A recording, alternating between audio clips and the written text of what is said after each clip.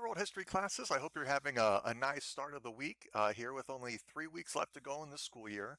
And so today we're going to move into the very last unit of world history, and that is essentially the end of World War II and the beginning of the Cold War.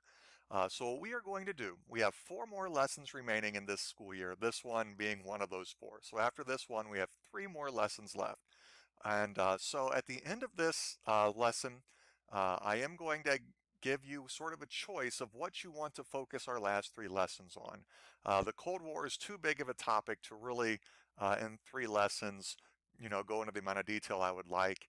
So I'm going to let you choose. I'm going to give you 6 or 7 different parts of the Cold War.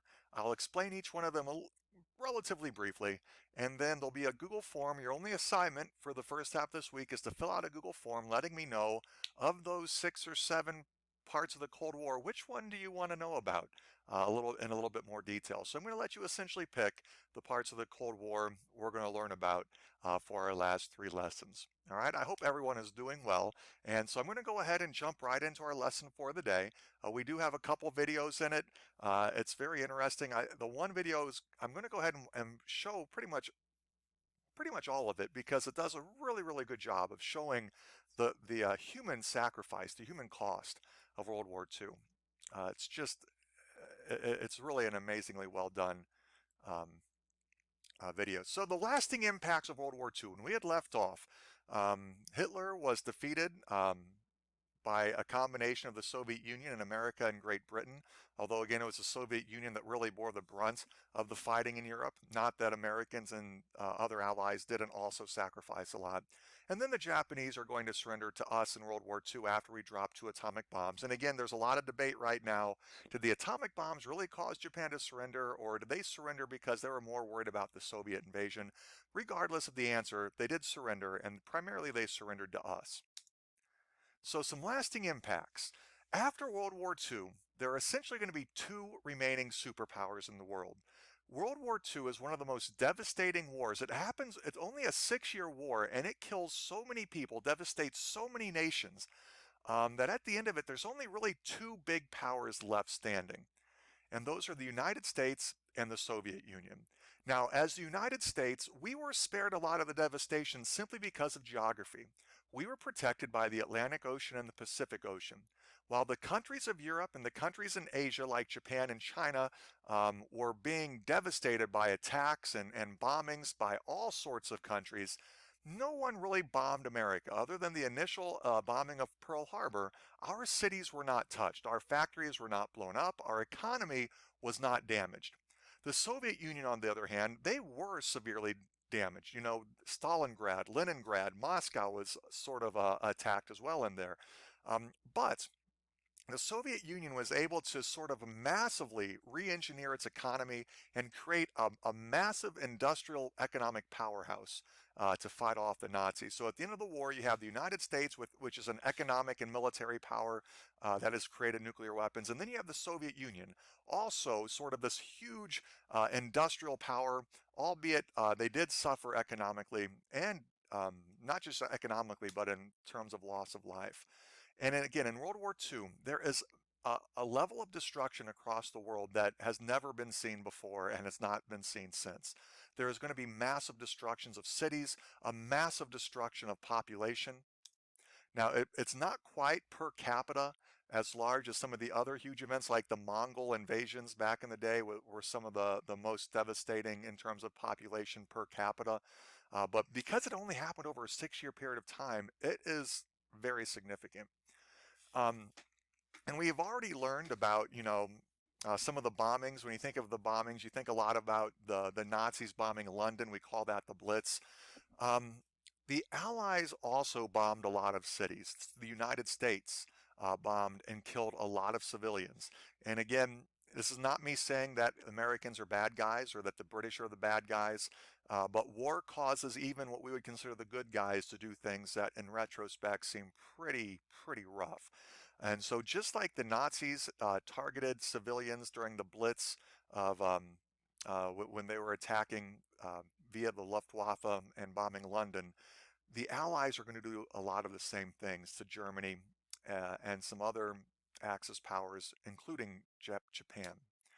So again, similar to the Nazi Blitz on London, we did a lot of the same things to a lot of the civilians that were a part of the Axis countries.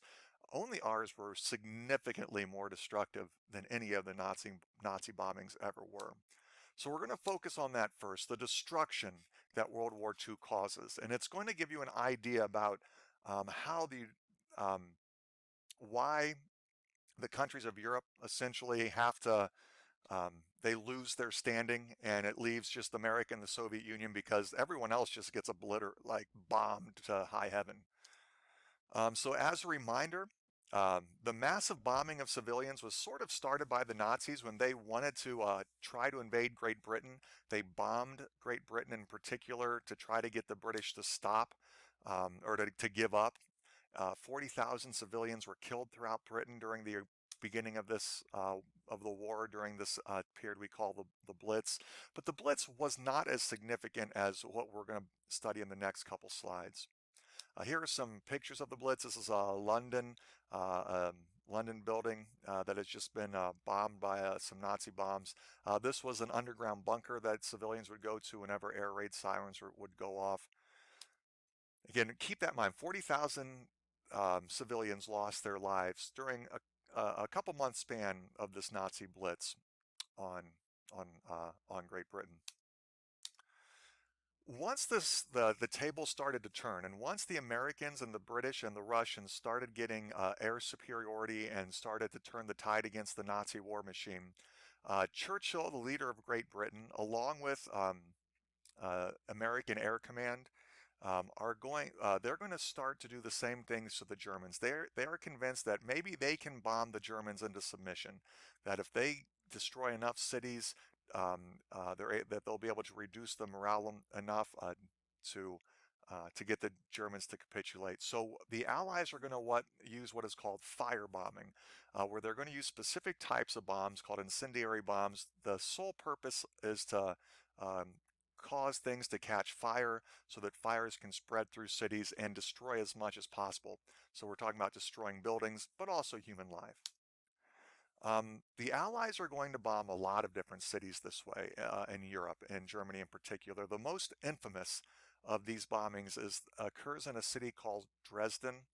Dresden is a city in Germany that had a lot of beautiful architecture, a lot of history. And there were some military targets, obviously, in Dresden, but by and large, Dresden was not sort of the military center of the Nazi Party or the Wehrmacht, the Nazi war machine. But the Allies are going to target it and other cities as well. There's been a lot of scholarship devoted to this bombing. When I say scholarship, a lot of historians have studied this to see what were the motivations behind this bombing, and in general, the idea was we are going to just bomb the Germans into submission, and if that means killing civilians, then so be it. So again, Germany suffered a great deal from these bombings, but just like the Blitz, it didn't seem to cause the Germans to want to surrender. Bombing civilians does not seem in any way, shape, or form to help bring about a quick end to the war. It's just a way to make innocent people suffer. So here are some images, and then I'm going to show a little bit of a clip of somebody who survived, an actual British prisoner of war who survived this bombing. So this is a picture of Dresden before the famous Dresden firebombing. And there you can see the utter devastation, the hollowed out buildings that was brought about by just massive fires. Beautiful cathedral there, beautiful church that has been essentially completely devastated.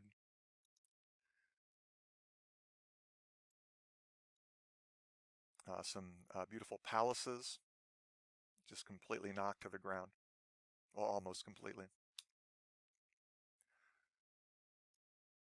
And so what I'm going to show, this is not a very long video, but this is a British news broadcast. It was produced 75 years on the 75-year reunion, oh my gosh, the 75-year anniversary of the Dresden firebombing. And this is actually a British soldier who had been captured. And in Dresden, there was a prison where prisoners of war were being held. And so this British soldier was actually a prisoner of war in Dresden in a prison when the firebombing went on. And his perspective is kind of interesting. A human chain stretched protectively around Dresden tonight to mourn its dead. The German president linked arms with the Duke of Kent, and the Bishop of Coventry was there to remember the city's victims for the 75th time. In the greatest blitz on Germany, British bombers head for Dresden. I've seen brutality on its highest levels, but nothing prepared me for what I saw at Dresden. Nothing.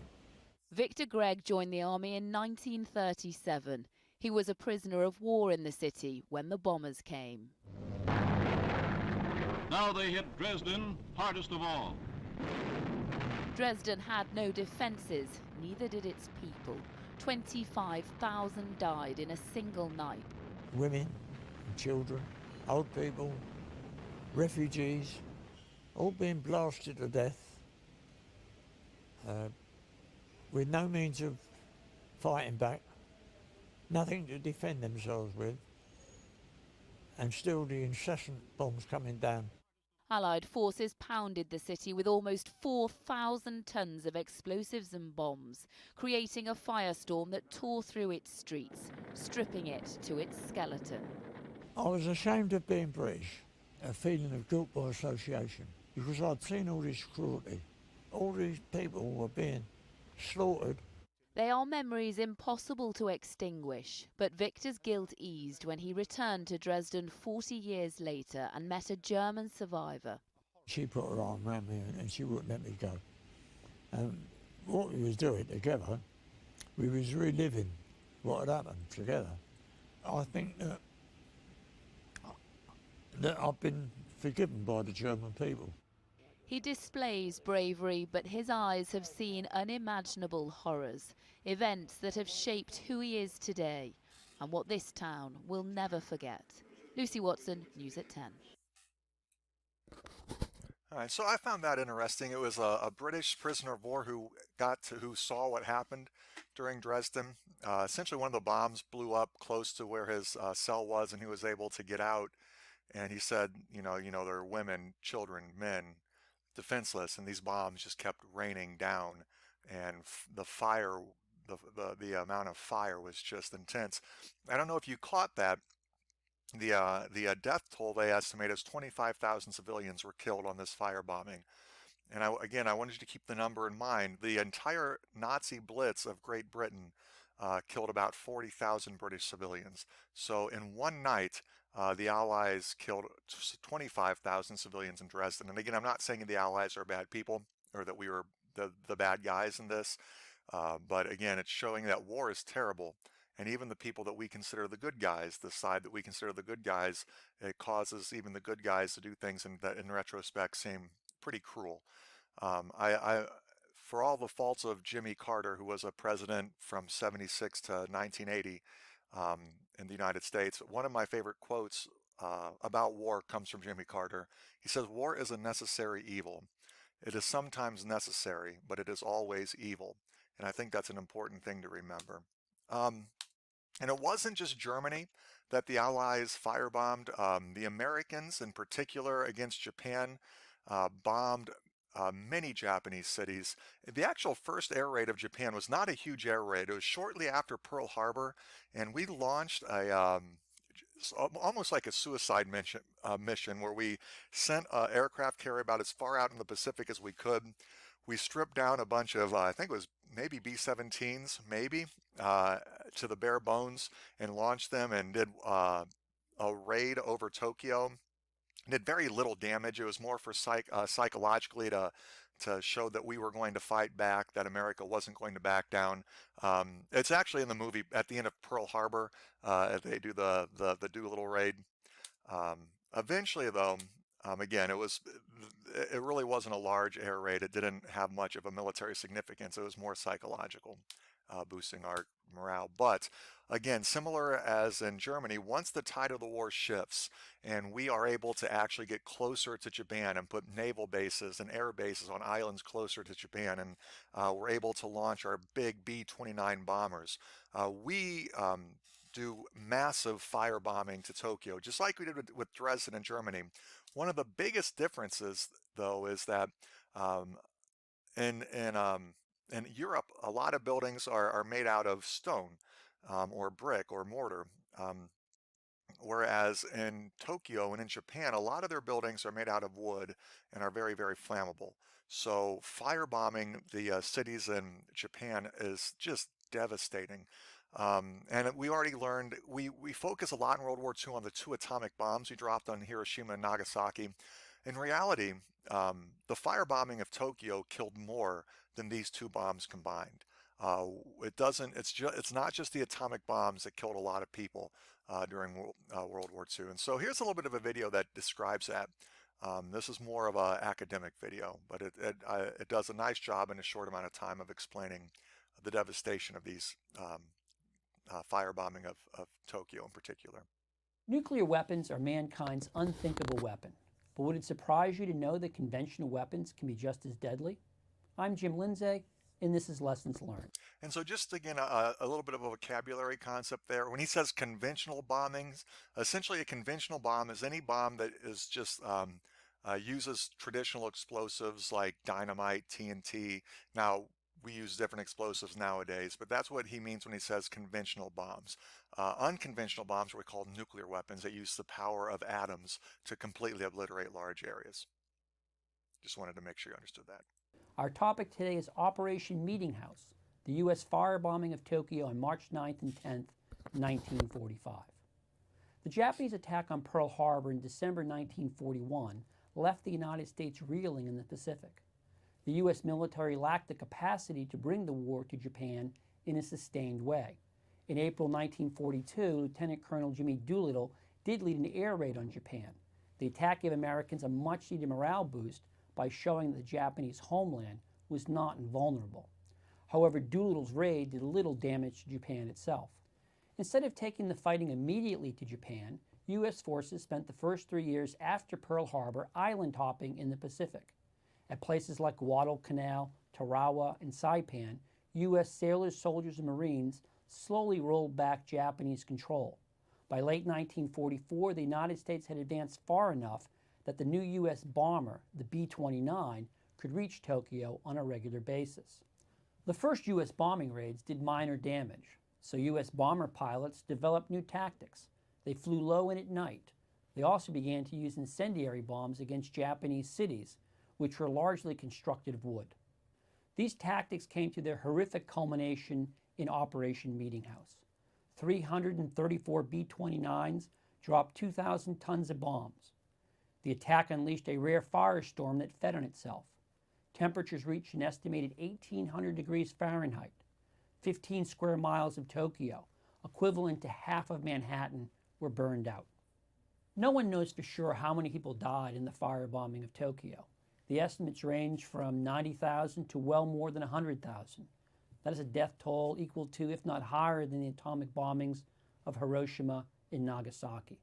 A reporter for the New York Times simply wrote, "The heart of Tokyo is gone." The bombings didn't stop with Tokyo. They continued for the next 5 months until Japan surrendered in the wake of Hiroshima and Nagasaki. Some 1 million Japanese died, the vast majority because of conventional bombing attacks. All right. So again, the number almost, I think he said, what, 90,000 people died just in the bombing of Tokyo, just one city. And again, keep in mind the number when we think about the Nazi Blitz of London and Great Britain, when the Nazis were bombing Great Britain over the course of a longer period of time, multiple bombings, that killed 40,000 British citizens. So you can see the level of destruction the Allies brought back to the Axis powers. And typically, the American command will say that they were targeting military installations. That's just not accurate. We were trying to demoralize these citizens and demoralize these countries so that they would hurry up and surrender. And again, it's war, so I'm not trying to make a judgment call. It's war, and we can look back and say that this is bad, and it is. It's awful, but war makes people do bad things. So hopefully you can get an idea about the level of destruction that World War II brought to Europe, to Asia. And again, it's why at the end of the war, there's really only two big powers left. Everything else has just been, every other country is really just an economically spent, either economically destroyed or economically spent. The United States was protected by two oceans, so our factories could keep mass producing things. The Soviet Union, just because they had so many resources and such a large economy, they were able to sort of, even though they lost a ton, they were able to emerge as a big superpower. Everyone else was spent. So we looked there a little bit about the physical destruction of World War II. What I'm going to show you now is a video, very famous video. You may have seen this before, but it goes into the actual death toll and the cost. World War II was the deadliest war in all of human history. And as you're watching this, graphically, it is just jarring the amount of people who lost their lives during these wars, or during World War II. In particular, though, I want you to think about, during the Cold War, it's the United States against the Soviet Union, the USSR. And as you're watching this, I want you to think about how these two countries experienced World War II very, very differently.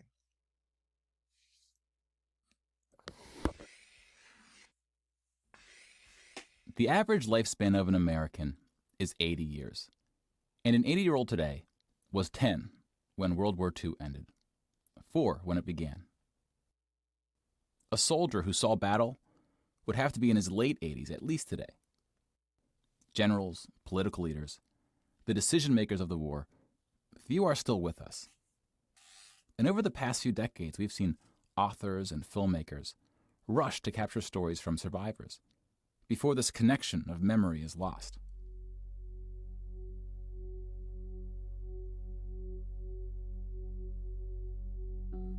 This project is not about individual war stories, and it's not about survivors. We're going to tally up the tens of millions of people whose lives were cut short by the war, and see how these numbers stack up to other wars in history, including trends in recent conflicts.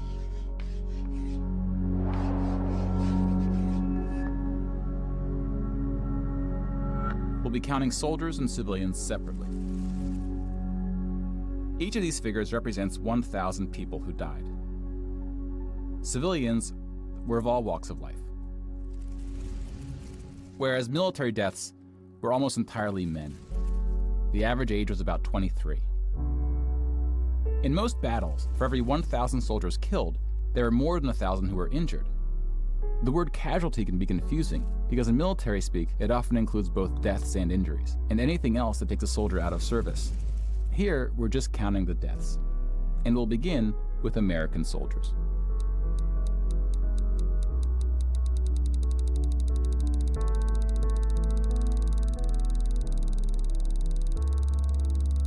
Over 400,000 died.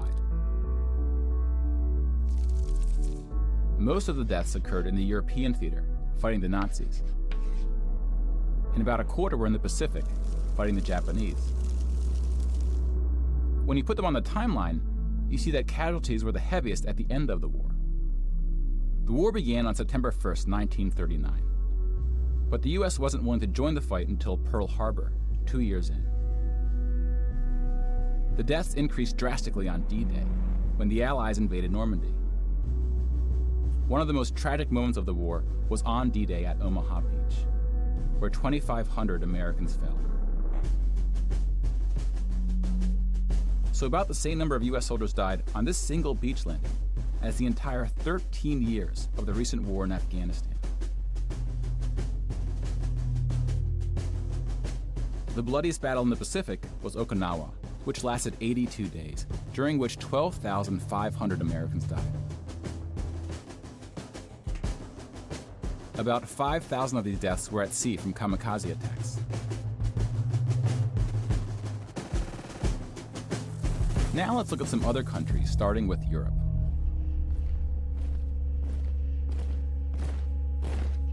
Germany started World War II when it invaded Poland.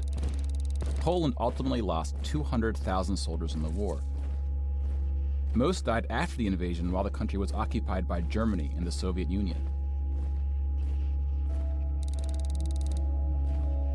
Germany, meanwhile, lost just 16,000 in the invasion of Poland. The Nazis went on to invade and conquer other countries, including Denmark, Belgium, the Netherlands, France, Greece, and Yugoslavia. France surrendered, but after losing 92,000 soldiers in the Battle of France. Over 200,000 ultimately fell, which includes deaths in POW camps, French colonies, and other fighting. Yugoslavia suffered almost 500,000 military deaths. The initial invasion brought relatively few casualties on both sides. But the deaths mounted under Nazi occupation due to guerrilla fighting, civil conflict, and mass executions. The Nazi invasions were swift, with relatively few German losses. Even the Nazi commanders expressed surprise at their success. And then we have the United Kingdom and the United States, who were not invaded but took the fight to the Nazis. Britain lost about the same number of soldiers as the US, which includes the British colonies. Germany lost about 500,000 soldiers fighting the US and Britain in what is known as the Western Front, which took place in France and Belgium.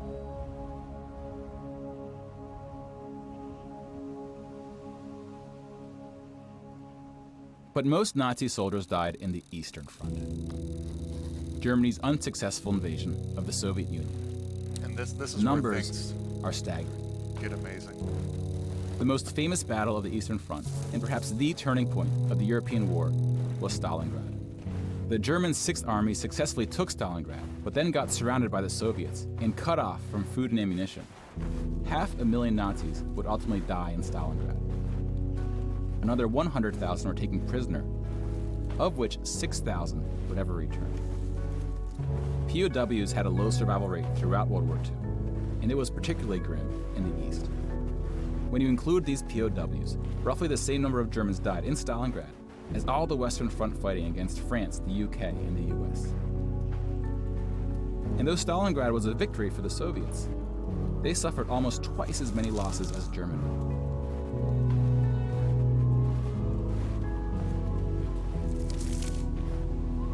The Soviet Union would eventually defeat the once unstoppable German army, killing 2.3 million Nazi soldiers.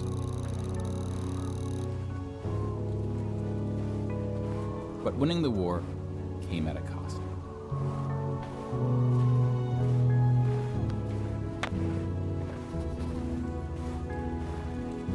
Remember, each one of those little symbols represents 1,000 people.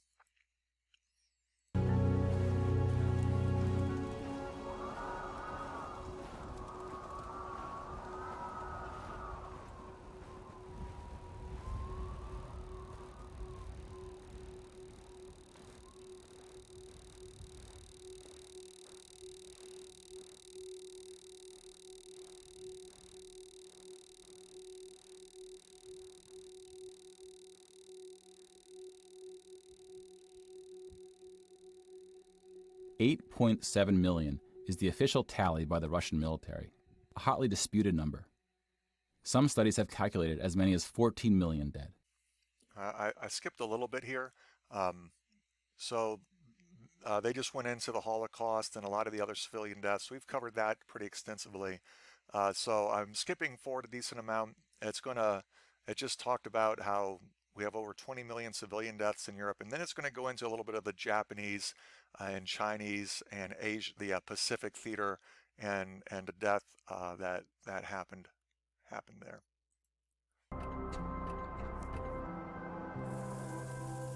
Let's step back and see where we are with the totals. We just counted about 20 million civilian deaths in Europe. If you add this to the European military deaths we already covered, it brings us to over 40 million. Then we have the Asian theater. Here we see the vast majority of military deaths in Asia came from China and Japan. On the civilian side, about 6 million deaths from China, Indonesia, Korea, Indochina, and the Philippines can be attributed to Japanese war crimes, which are sometimes compared to the Nazi atrocities due to the sheer scale of the cruelty. China had the second highest death count after the Soviet Union. And like the Soviets, the Chinese government demonstrated a stunning willingness to sacrifice its own people. Chinese nationalists opened the dike at the Yellow River, hoping the flood would halt the Japanese advance. 500,000 Chinese civilians or more were killed, which is 2 or 3 times the number who died in all countries in the 2004 Asian tsunamis. But the invasion of China only cost Japan 200,000 soldiers. Most were killed fighting the US and allies in the Pacific War. A significant portion of Japanese civilian deaths were caused by American firebombing and the 2 nuclear attacks. Contrary to official US statements, these airstrikes were directed at civilian populations, not military targets. When you add all the deaths outside of Europe, it brings us to a grand total of 70 million for the war, give or take depending on who's counting and what civilian deaths get included. More people died in World War II than in any other war in history. All right, so we're going to go ahead. I'm going to cut the video off there. If you want to actually, there's a website with this who has more interactive video that you can sort of pause and look at things. It's very interesting. Now, the guy that did this was going to be doing a lot of other videos, and he sort of fell off the face of the earth. I don't know whatever happened. I was researching, trying to find him and see some of the other things he's done, and I can't. But regardless, this video is very powerful. Again, and this is showing some of the other. He goes on to compare World War II with some of the other major events in world history where a lot of people were killed. And when he adjusts it per capita, you'll see there are other more deadly things that happened in American history, or in world history. But this was the deadliest war in terms of total loss of life, and it only happened over 6 years. So World War II is absolutely amazing. And the thing to take into account is the loss of human life for the Soviet Union in particular. The Soviet Union sacrificed so much blood. I think it was Stalin had a famous quote, "We won World War II with American dollars, British intelligence, and Russian blood." It's very true. You can kind of see how the two countries experience it very differently. America lost lots of soldiers, made a lot of human sacrifice, but nothing along the lines of what the Soviet Union did. So that's going to lead us then into into sort of what is going to happen right after World War II. What is this new peace going to look like? And this new peace leads us directly into a very new type of war called a Cold War, a war where there's not actually hot fighting, meaning we're not shooting at each other, but there are going to be two superpowers, America and the Soviet Union, competing with each other, either encouraging our allies to fight with each other or trying to find other ways to compete with each other. And so that's what we are going to be, I'm going to introduce right now. And so even before the war is over, the big 3 leaders of Russia, Great Britain, and the United States met together to figure out what they would do once they had defeated Nazi Germany. So we call them the big 3. You have Churchill, the leader of Great Britain, FDR, and eventually after FDR dies, it's going to be Harry Truman, the leader of the United States. And then you have Joseph Stalin, the infamous despot leader of the Soviet Union. They'll meet twice during the war to discuss what to do. They meet at Tehran in 1943 and then again at Yalta in 1945. After FDR passes away, they meet at Potsdam after the war is over. But they already agreed that they would take Germany and they would divide it up amongst themselves. They didn't want to keep Germany one sort of united country, and they agreed to kind of each one of them sort of have a little sphere of influence over a certain portion of Germany. And by 1945, as the Soviet Union was pushing back the Nazis back out of the Soviet Union and back into Germany, they sort of established themselves as the dominant power in all the other Eastern Europe countries like Czechoslovakia and Hungary and Poland and Eastern countries like that. One of the things that the 3 agreed to do is create what is called the United Nations. So this is kind of going to replace the League of Nations. The League of Nations essentially fell apart. It wasn't able to prevent World War II, and obviously it doesn't really last. So the United Nations is meant to be kind of like the League of Nations, only it's going to have a lot more power, and the United States is actually going to be a part of the League of Nations, or the United Nations. And so the United Nations is set up in 1945, and what this is a big sort of political body. Its headquarters is in New York, and every country can send representatives and diplomats to the United Nations, and essentially at the United Nations, the different countries can try to work out their differences without having to go to war with each other. And so the General Assembly is sort of this the big assembly where all the countries send their diplomats, and there is 15 members get to sit on what is called the Security Council of the General Assembly, and that is the council that essentially makes a lot of the decisions for the United Nations. 10 of the members rotate, so every country in the world gets a chance to be on the Security Council, but there are 5 members that are always on it. And initially, when the United Nations was first created, those 5 countries were China, France, the Soviet Union, the United Kingdom, and the United States. And each one of these has what's called like veto power. Any one of these permanent members is allowed to veto different UN resolutions. The UN has changed over the course of the years. The makeup of the Security Council has changed, but I'm not going to go into that in this unit. So there are 2 really competing views on how the world should look after World War II is over. You have the capitalist view by the United States and the communist view, the Soviet Union. So the United States and Great Britain in general wanted to make sure that the economy of Europe was rebuilt. They sort of pinpointed the rise of fascism to the idea that there was too much economic chaos, and that enabled countries and leaders like Mussolini and Hitler to take over countries like Italy and Germany. And so the United States and Great Britain wanted to create sort of capitalistic, strong economic democracies to promote freedom in Europe. The Soviet Union thought very differently. Essentially, the Soviet Union has just experienced 2 world wars. In both of these world wars, they and Germany went head to head and had large casualties. And the Soviet Union doesn't, obviously they're communists, so they don't really believe in capitalism in general. And in particular, they don't want to be attacked again. So they have a very different outlook on what they think post-war Europe should look like. So again, combine the different experience of World War II, combine that with the idea that you have capitalism and communism, ideological split between the United States and the Soviet Union. And not only that, but Joseph Stalin himself is sort of a madman. He's not much different than Hitler, just he's a despot, meaning like a dictator. Combine all this together, and this fragile alliance between Great Britain, United States, and the Soviet Union essentially falls apart very, very, very quickly. So essentially what ends up happening shortly after the war is that the liberated countries of Europe are going to sort of split out and were divided up amongst sort of these 2 ideologies. Western European countries like France and Belgium and the Netherlands are going to be heavily influenced by the United States and Great Britain, while the Eastern European countries are going to be heavily influenced by the Soviet Union. And by influence, it essentially means the Soviet Union like took them over and said, hey, congratulations, you're communist now. And similarly, Germany, just like we had talked about, was divided up into 2 parts. You had East Germany and West Germany. Again, the Soviet Union was in control of East Germany and created a communist nation in East Germany. And then West Germany was divided up between the United States, France, and Great Britain. Eventually, the 3 sections essentially conglomerate into one West Germany, which is a more capitalistic, Western-friendly, American-friendly country.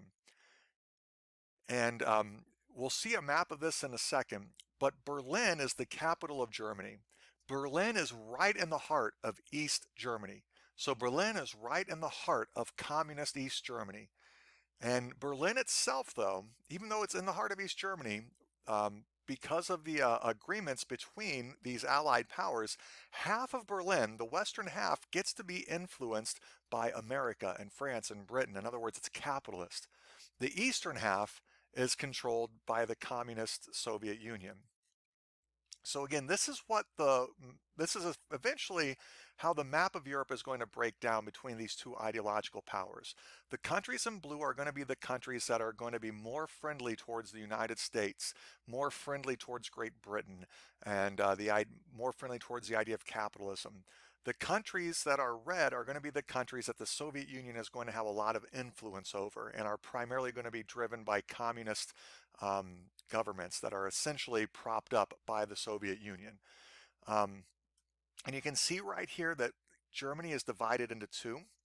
There's West Germany and East Germany, and right in the heart of East Germany is the capital of Berlin. And part of Berlin, the western half of Berlin, is actually, even though it's in the heart of East Germany, which is a communist controlled area, West Berlin is technically under the leadership of West Germany and the West German allies, meaning like the United States, and it was very capitalist, and that's going to cause all sorts of issues. Um, this red line that sort of is the demarcation between sort of the Western democracies and the Eastern communist countries. Churchill calls this line in one of his very famous speeches, the Iron Curtain. He says an iron curtain has descended across Europe, and on the eastern side of this Iron Curtain is sort of this sort of backwards communist, unfree, despotic empire. And on the western part, you have democracies and capitalism and freedom. That's sort of the Churchillian view. So because of this split, the United States is going to say we need to stop communism. They feel the United States feels as though Stalin and the Soviet Union is trying to spread communism too much and is very, despotic in the way that he does it. Similar to Hitler, if you try to stand up to Stalin or the Communist Party, you find yourself usually dead or in some sort of a work camp called a gulag. So not a lot of freedom behind the Iron Curtain. And so the United States does not want to see this version of the Soviet Union of communism spread. So they invest lots of money, billions of dollars, into Western Europe. We essentially loan West Germany and France and Italy and like I said, even like West Germany, a country that we were just within a year or so prior at war with. We are now giving them money to rebuild their economy with the idea that if we can make strong, stable democracies, then we can stop the spread of communism. We call that the Marshall Plan.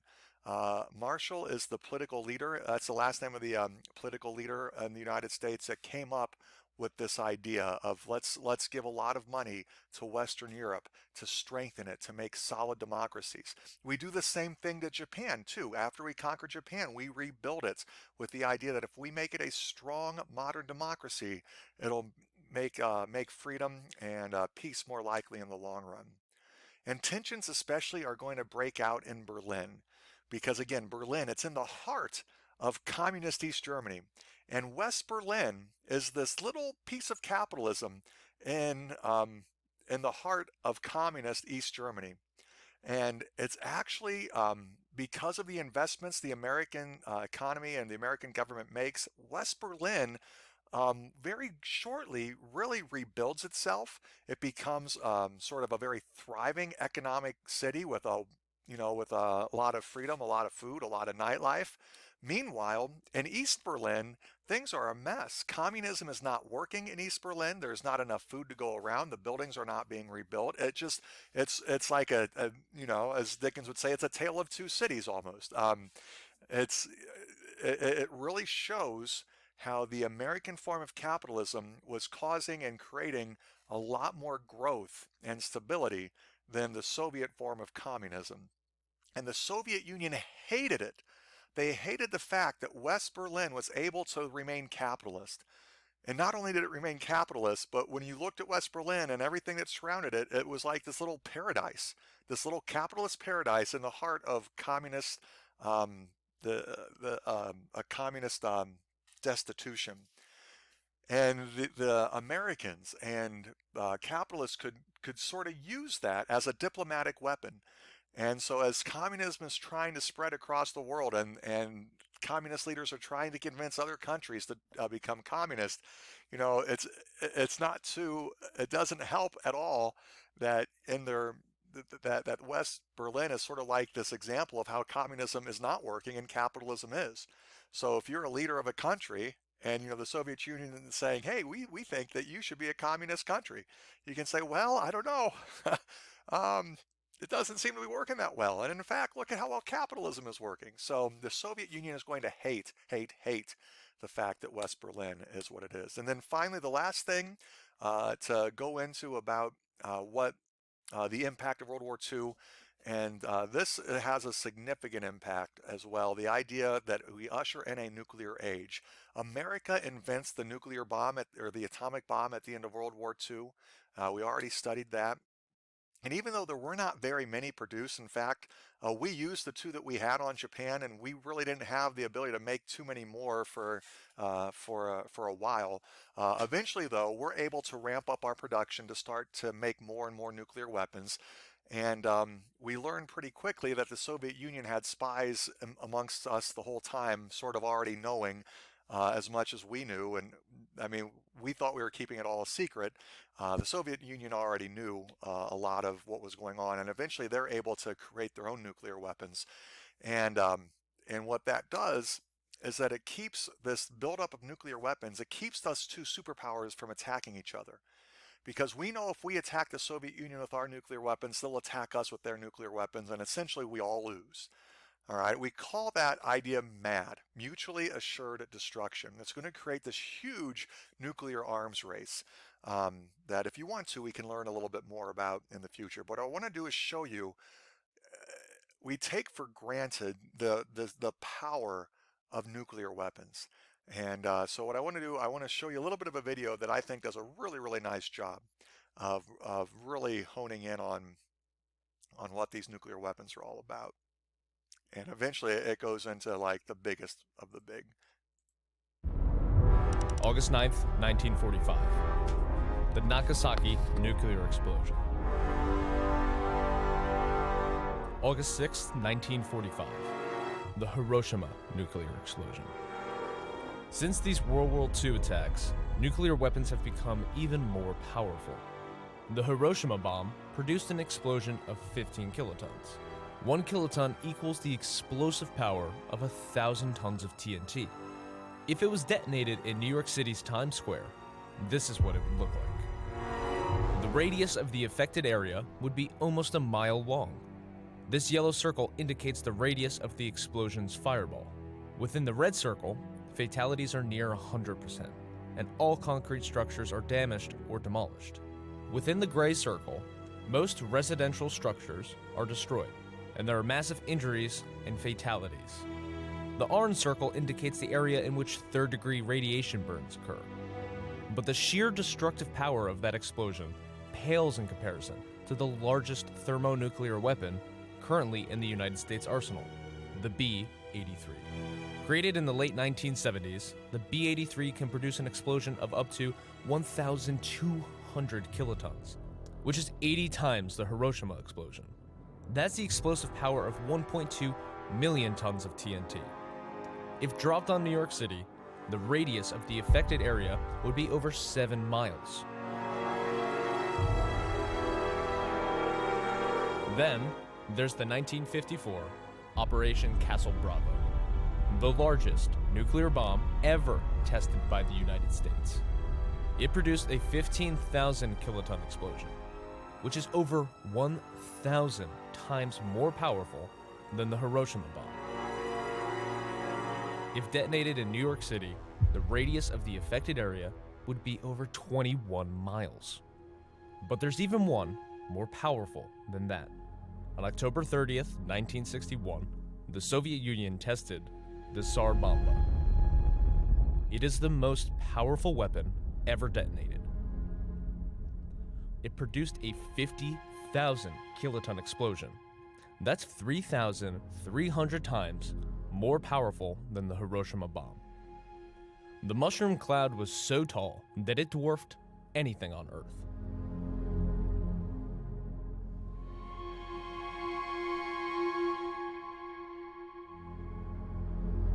If dropped on New York City, the radius of the affected area would be over 31 miles. The Tsar Bomba was created over 5 decades ago. Today, there are an estimated 14,900 nuclear weapons in the world. If not for the Partial Nuclear Test Ban Treaty of 1963, we might have even more powerful bombs today.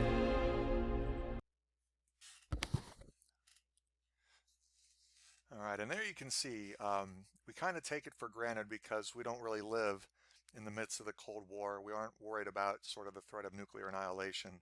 I grew up at the tail end of it, and it was a real presence. It was odd. And and if it's something you want to learn more about, we can. So anyway, that was one other lasting impact of World War II, the advent of the nuclear age and the advent of nuclear warfare. And it completely created then this idea of a Cold War where the two superpowers never actually went to war with each other because they knew if they did, it would be the end of the world, as we would know it at least. Anyway, so on the next slide, I'm going to go into some of the, not into a lot of detail, I'm going to show you some of the main points of the Cold War. And then for homework, I have a real simple Google form where I want you to tell me the ones that you would be the most interested in learning about. We're not going to do all these in the next upcoming 3 weeks. So yeah, I'll go through them here real quickly. So these are the 8 major topics that we usually cover pretty hard during the Cold War. So I want you tonight to vote on the 3 that you are the most interested in learning more about. And so for the rest of this week and next week, I think I can put together some pretty good sort of 30-minute lessons for any one of these topics. So I won't have another one of these like 50 to 60-minute videos, I promise. There's just so much to go into, but I'm going to do a better job here at paring it down. So here are some of the different topics. We can do a lesson about Berlin, because Berlin was at the heart of the Cold War. And there's going to be, the Soviet Union is going to try very hard to cut us off from Berlin, and we have something very famous called the Berlin Airlift. Eventually, the Berlin Wall is built that represents a lot in regards to the East versus West, communism versus capitalism. So we could do a lesson on Berlin. This next one I think would be the most pertinent, the most relevant. It's about sort of how China evolves throughout this time frame, the Cold War. China is sort of the last major communist country left. The Soviet Union falls apart, and there are some other smaller communist countries like North Korea and Cuba. But right now, China eventually turns communist, and they are one of our enemies once they turn communist, but eventually we transition, and now we kind of have this weird frenemy alliance with China. They're kind of like our enemy, but at the same token, we rely on them for economic reasons. It's a really interesting, China has a really interesting evolution throughout the Cold War.